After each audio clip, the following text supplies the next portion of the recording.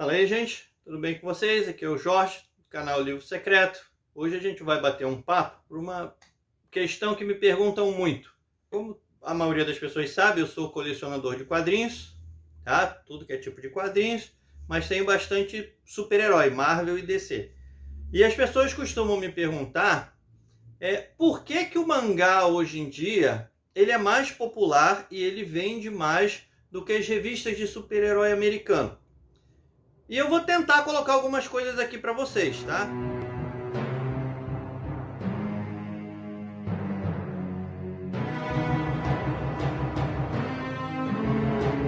Primeiro, esclarecer uma frase que eu ouvi, que um amigo me falou o seguinte: é injusto comparar super-herói com mangá, porque mangá abrange muita coisa e super-herói seria um gênero só. Mais ou menos, tá? Não é bem por aí. Mas se você fosse colocar assim, você colocaria o super-herói comparando com o shonen, que é mais ou menos o mesmo nicho. O super-herói vai perder espaço da mesma maneira. E tem que se entender que o super-herói é a cara da comics americana. As principais revistas em quadrinho americanas ainda são super-heróis. Principalmente revistas mensais, que é bem o que a gente vai colocar aqui. Por quê? Porque as revistas, essas histórias que a gente costuma ver em mangá, também são mensais, bimestrais ou quinzenais lá no Japão. Assim como a maioria das histórias de super-heróis são quinzenais ou mensais nos Estados Unidos. Então elas seriam mais ou menos equivalentes em questão de mercado editorial de quadrinhos em cada um dos seus países. A questão de que o mangá está sendo mais procurado do que o super-herói, ele tem vários fatores. Primeiro, você tem que entender a linha editorial, que são diferentes nos dois casos. No caso dos super-heróis, eles pertencem às editoras, tá? Então, Homem-Aranha, Superman, Batman, Mulher Maravilha, Capitão América, Homem de Ferro, X-Men, tudo, eles são propriedades da editora. No caso dos mangás, todos os mangás são autorais. O que isso quer dizer?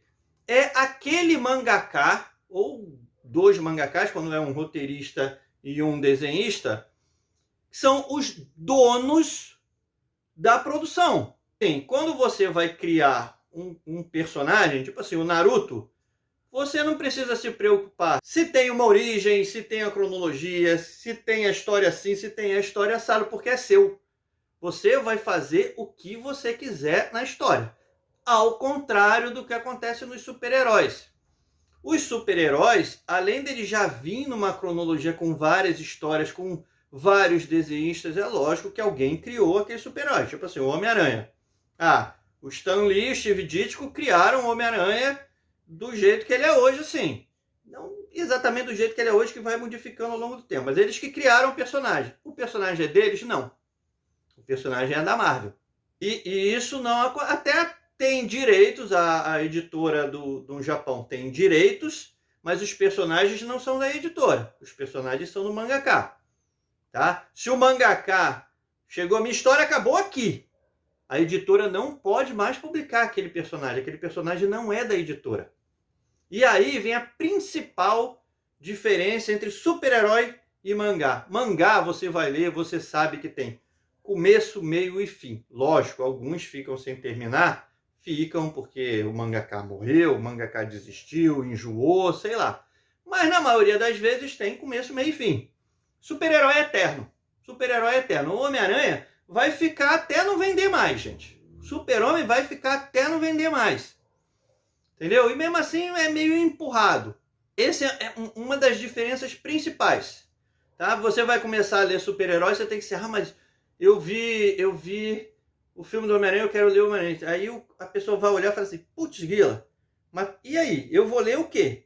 E aí você vai começar a ver e fala assim, mas esse Homem-Aranha aqui não tem nada a ver com esse outro Homem-Aranha aqui, dessa outra história, não sei o quê. E os dois não tem nada a ver com o filme que eu assisti. E aí já tem outra diferença. Por quê? Por causa disso, tanto desenhos, filmes, séries, são adaptados de forma livre para outra mídia. Já no caso do mangá, normalmente quando se faz o anime ou se faz uma live action, é adaptado o mais fielmente possível. Funciona sempre? Não. Tem, por exemplo, tem um filme que eu vi da Patrulha Estelar, que é uma porcaria, que não tem nada a ver com a história. Que até tem, mas é muito diferente, é muito ruim. Tá? Acontece também. Mas principalmente os animes, eles seguem direitinho a história. Eles só modificam alguma coisa, ou que eles precisam produzir, e aí você vai fazer um filler, que é alguma coisa a mais, não tem na história, porque o cara não produziu a história ainda, e o anime tá rodando, e o cara tem que criar lá, porque tem principalmente animes de TV aberta, que você tem que ter toda semana um episódio. Tá? Quando é fechado, o cara vai fazer o anime toda uma vez, isso não acontece, pelo menos não acontece muito. Tá? Mas assim, o anime é a história do mangá, o mangá é a história do anime. Tá? Já começa aí. Então a pessoa sabe que viu o anime lá do Cavaleiros do Zodíaco. O Cavaleiros do Zodíaco não é uma boa coisa porque muda um pouquinho do mangá, mas ele viu lá. Os Cavaleiros do Zodíaco do anime são os Cavaleiros do Zodíaco do mangá, mesmo que a história seja um pouco diferente. O Homem-Aranha que você vai ver num dos sei lá quantos desenhos que tem, não é o Homem-Aranha da HQ, gente. Já é uma diferença que pode irritar um pouquinho. E aí, o anime, ele traz público para o mangá, assim como o mangá traz público para o anime. No caso dos super-heróis, isso não acontece. Os filmes da Marvel, do MCU, aumentaram a venda das HQs? No começo até aconteceu de uma maneira bem tímida, mas não acontece mais. Não acontece mais porque as pessoas já perceberam que o que eles vão ler, o que eles vão encontrar nas HQs não é o que eles viram no filme. E aí a pessoa meio que desanima, tem a questão de cronologia, de tudo que eu já falei, desanima mesmo, e cada vez que muda de roteirista, muda completamente os personagens, muda o rumo da história, e a qualidade normalmente varia bastante, e tudo isso atrapalha a história de super-herói. Então tem esse ponto também. O outro ponto é que, por ser autoral, o autor do mangá, ele vai fazer o que ele quiser. Existe interferência editorial? Existe. Mas é uma interferência diferente que a interferência americana. Na americana, o cara vai falar assim, você não pode fazer isso, você tem que fazer isso. E o cara tem que obedecer, senão ele é mandado embora. No caso do mangá, o editor até pode chegar para o mangaka e falar assim, pô, você deveria fazer isso. Só que o mangaka pode chegar e falar assim, não vou fazer. A história é minha, eu vou contar a minha história. Tá? Não é bem assim que funciona, porque tem questão financeira, contratual, tem tudo isso. Mas a interferência editorial é muito menor. E aí, o cara vai contar a história dele, sem se preocupar com o que veio antes, o que vai vir depois. Porque a história é fechada. Tá? Então, tem essa questão. Outra questão é que, de forma geral, as HQs americanas, e aí eu já estou englobando tanto o mangá quanto outras como Art, The Walking Dead, outras que fazem sucesso lá e que não são de super-heróis, ela abrange, ela tem uma diversidade muito menor do que no mangá. Você tem mangá para tudo, todos os gostos, todos os bolsos, tudo. Tá? Então você tem mangá voltado para LGBTQI+, você tem mangá voltado para meninas, você tem mangá voltado para quem gosta de culinária, para quem gosta de esporte, para quem gosta de caça, para quem gosta de pesca, para quem gosta de fotografia, para quem gosta de mangá, tem mangá de todos os assuntos. Ele é muito abrangente. O universo do mangá é muito maior do que as HQs americanas. Você vai achar, você pode citar uma HQ que dizer, essa HQ aqui aborda isso, essa aqui, mas são pontuais. O mangá não. O mangá, ele tem nichos para tudo, desde criancinha até adulto e para qualquer tipo de tendência que a pessoa tenha. Tem mangá para tudo, tá? O super-herói ele é muito mais restritivo nesse caso. Outra coisa que chama mais a atenção do público do mangá é que os personagens do mangá costumam ser mais humanos, mais sujeitos a falhas do que os super-heróis. Mesmo os da Marvel, ainda são sobre-humanos nesse sentido. Então é muito mais fácil a pessoa se identificar com um personagem de mangá do que com um super-herói. Tem uma polêmica por trás disso? Tem, mas isso é um personagem ou outro de super-herói, que você pode dizer que é mais humanizado isso. A maioria é completamente irreal no comportamento. Tá? Tem histórias mais assim, mais assado? Tem. Mas são as exceções, não são as regras. Aqui a gente está falando de histórias mensais. A linha normal de produção de revistas, como é no Japão. Tá? Outra coisa que influencia muito, isso está mudando um pouco agora, principalmente aqui no Brasil, é que o mangá é uma mídia muito mais barata do que o super-herói mainstream americano. Uma revista de 22, 24 páginas nos Estados Unidos custa o mesmo que um mangá de 100 e tanta, 200 páginas. Por quê? Porque lá eles gourmetizam a revista. A revista é colorida, tem um papel muito melhor e tudo. O mangá, ele é produzido para ser barato. Existem edições de luxo de mangá? Existem. Mas só de coisas que eles têm certeza que vai vender, tá? E aí, principalmente aqui no Brasil, o que está acontecendo? Como existe uma tendência a não se criar um novo público de leitores de super-heróis, a coisa está ficando muito nichada em cima de colecionadores ou pessoas mais velhas que ainda leem o super-herói. E aí está muito voltado para reimpressões de histórias antigas, bem antigas mesmo, da década de 60, 70, 80, do que publicar o que é publicado hoje em dia nos Estados Unidos. Por quê? Porque as pessoas não se interessam mais muito pelas histórias mais modernas. Tem um ou outro que vai comprar, vai ler. Tanto que as revistas mensais, que a gente está falando é mensal mesmo, a mensal pequenininha, de 56, 58 páginas, ou a própria de 20 e poucos páginas, não existe mais no mercado brasileiro. Porque não vende, ninguém acompanha mais. O que se faz hoje são os encadernados, que vendem mais caro, mais ou menos 5, 6 revistas mensais dentro do encadernado, para tentar manter a máquina girando de revistas. E se investe muito na questão do luxo das HQs através dos encadernados, que são muito nichados, gente.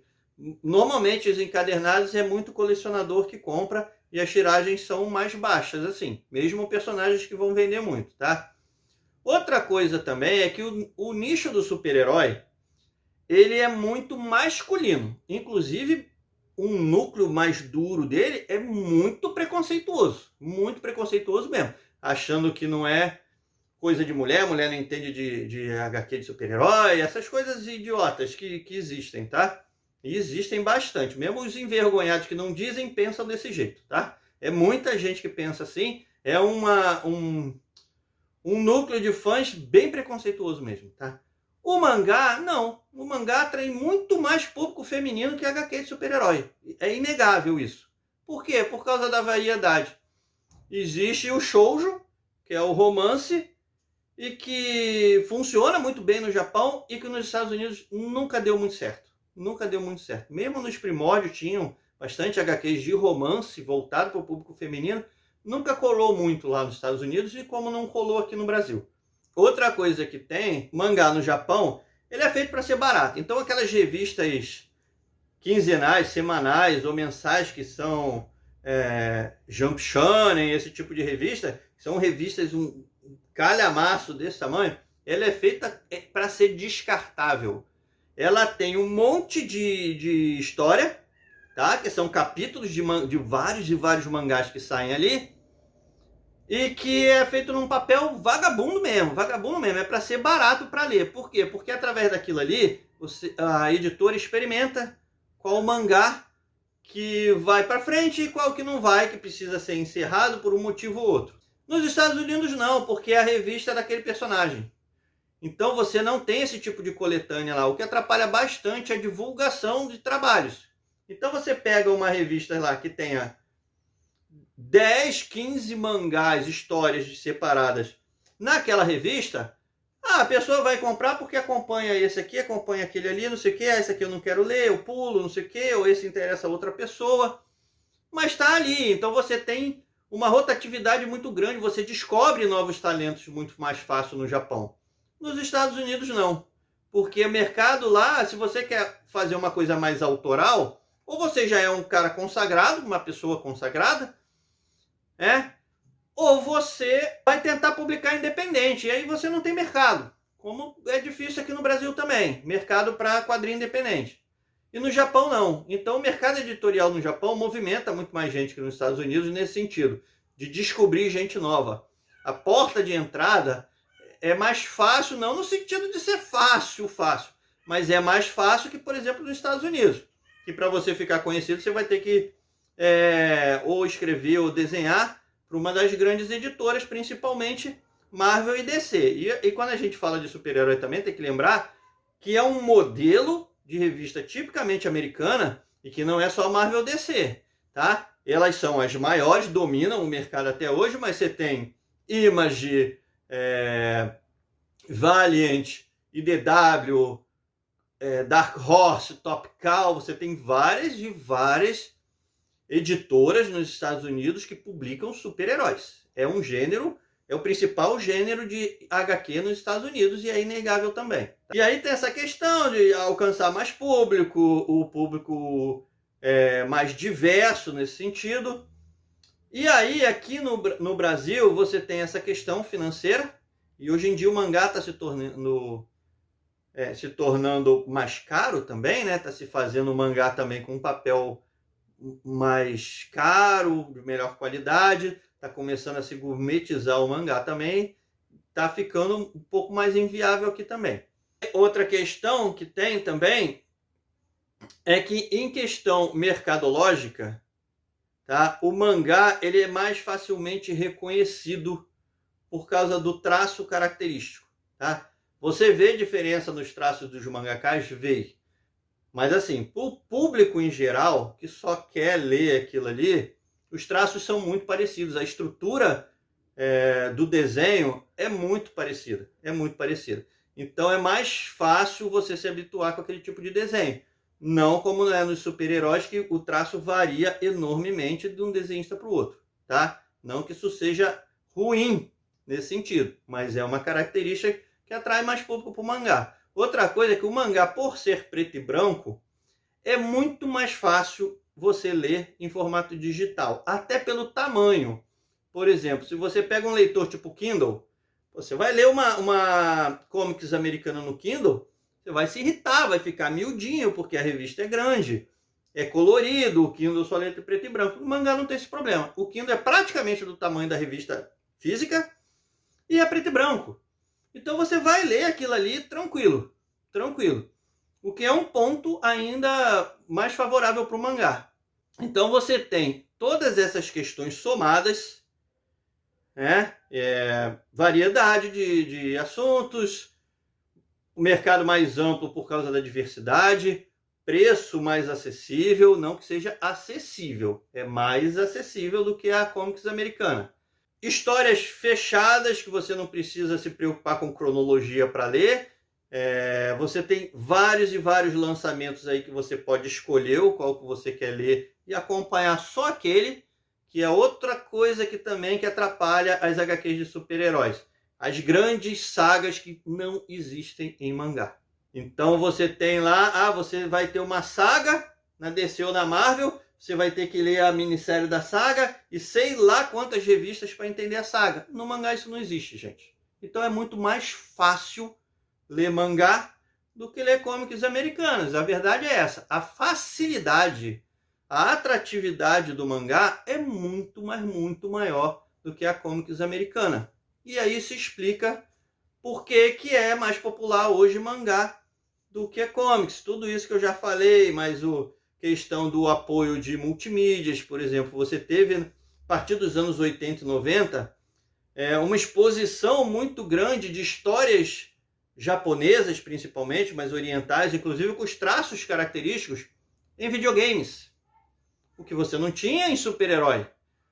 Os poucos jogos que tinham de super-herói normalmente eram bem ruinzinhos. Enquanto você, com traço oriental, você tinha Zelda, você tinha uma infinidade de Final Fantasy, tudo isso lá com traço com traço oriental. Então o público começou a se acostumar com esse tipo de traço. Tem a cultura de mangá que você tem muito pouco nas HQs Comics, principalmente no Brasil, que são convenções, reuniões, associações.